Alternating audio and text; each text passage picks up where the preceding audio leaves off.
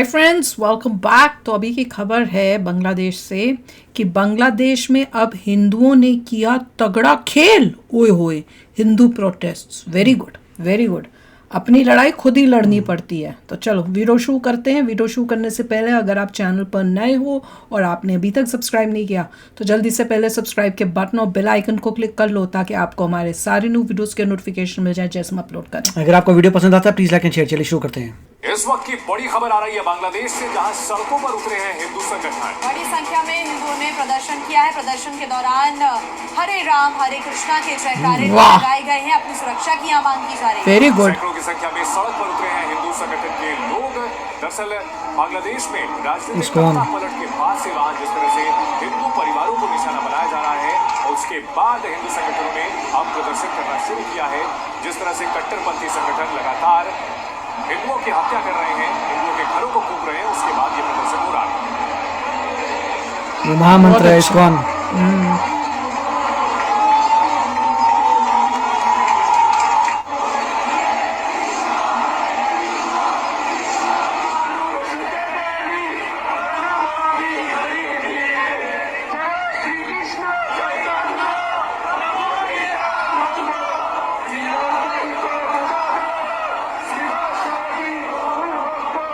सीधा पदुपादा भी वेस्ट बंगाल से थे। और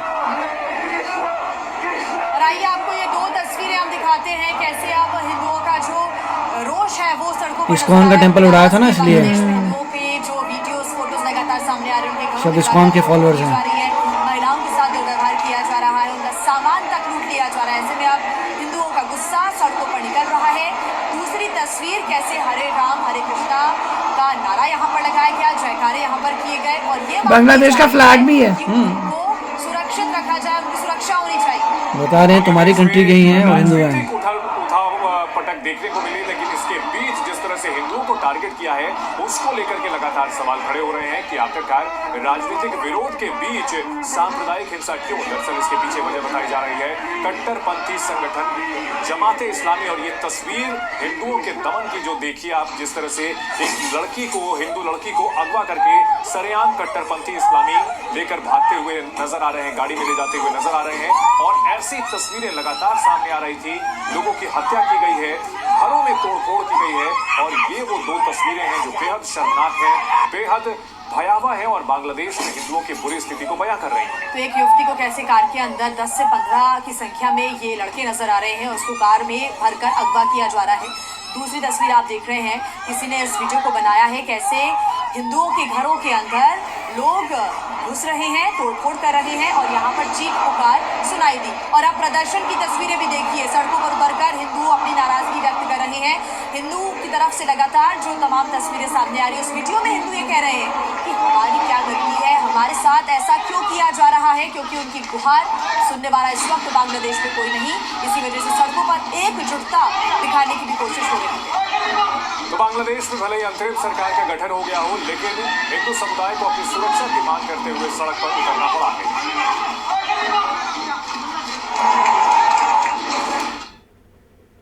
बॉर्डर पर बांग्लादेशियों की ये वो भीड़ है जो भारत में घुसने के लिए उतारू है। बांग्लादेश में उथल पुथल मची हुई है। प्रदर्शनकारी वहाँ हिंदुओं को भी टारगेट कर रहे हैं। ऐसे में बांग्लादेश में रहने वाले हिंदू भारत बांग्लादेश बॉर्डर है ना पर कूच बिहार जिले के कंटीले तारों की दूसरी तरफ एकत्र हो गए हैं। हालात को देखते हुए इलाके में बीएसएफ की 157 बटालियन के जवानों को तैनात किया गया है। बीएसएफ की तरफ से बॉर्डर गार्ड बांग्लादेश से संपर्क किया गया है। भारत सरकार ने उच्च स्तरीय कमेटी बनाई जो सभी पहलुओं पर नजर रखेगी। ये कमेटी बांग्लादेश में रह रहे भारतीयों, हिंदुओं और अल्पसंख्यक समुदायों के साथ संवाद स्थापित रखेगी और उनकी सुरक्षा सुनिश्चित करेगी। बता दें कि बांग्लादेश में रहने वाले हिंदू कटीले तारों से करीब 400 मीटर दूर गए बंडा जिले के गेंडुगुरी और देखवा गांव में एकत्र हो गए हैं। शुक्रवार सुबह से ही यहाँ लोग खड़े हुए हैं। दूसरी ओर कूच बिहार में कटीले तारों के पास शीतलकुंची के पठानकुली गांव में पर्याप्त संख्या में बीएसएफ के जवान तैनात हैं और लगातार गश्त की जा रही है। बीएसएफ के जवान कड़ी निगरानी रख रहे हैं। और एक बड़ी खबर बांग्लादेश से, जहां पर तख्ता पलट के बाद बांग्लादेश पश्चिम बंगाल सीमा पर हलचल काफी बढ़ गई है। हजारों की संख्या में बांग्लादेशी हिंदुओं ने बंगाल की तरफ कूच करना शुरू कर दिया है। शरण मांग रहे हैं भाई। हम आपको दिखा रहे हैं, लंबी कतार आप देख रहे हैं के बाद एक तमाम जो लोग हैं वो नजर आ रही हैं। वो इसलिए बैठे हुए हैं ताकि वो बंगाल के अंदर आ पाए, जिसकी एक तस्वीर पश्चिम बंगाल के कूच बिहार से सामने आई है। बांग्लादेश से हजारों हिंदू बॉर्डर पार करके भारत में घुसने की कोशिश करते दिखे।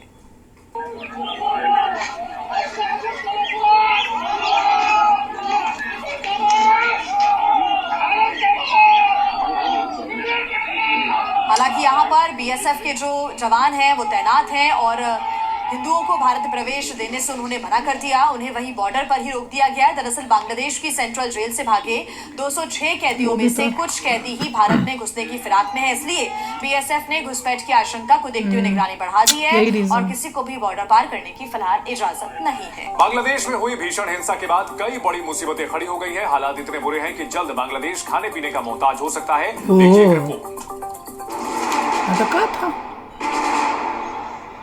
बांग्लादेश में भारी हिंसा के बीच एक तरफ बॉर्डर पर भारी संख्या में बांग्लादेशी भारत में घुसने को बेकरार हैं, तो दूसरी तरफ भारत से बांग्लादेश जाने वाले सामान बॉर्डर पर अटके हुए हैं। ये वो सामान है जिससे बांग्लादेशियों की जरूरतें पूरी होती हैं, लेकिन संकट ये है कि इन सामानों को एंट्री नहीं मिल पा रही है।